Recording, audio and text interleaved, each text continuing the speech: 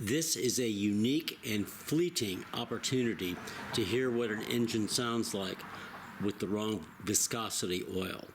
It should be 5W-30, but they accidentally put in 0W-20, which they're going to change back out. But anyway, this is what it sounds like on 0W-20.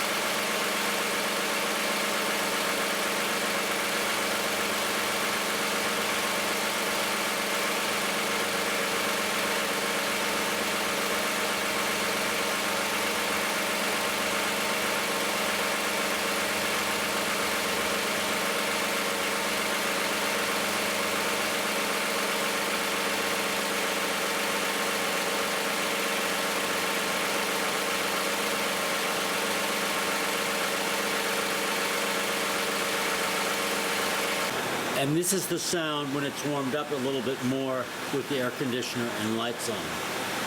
I think it sounds the same or about, or possibly even quieter, which surprises me. But anyway, this is on 0.20 instead of 5.30.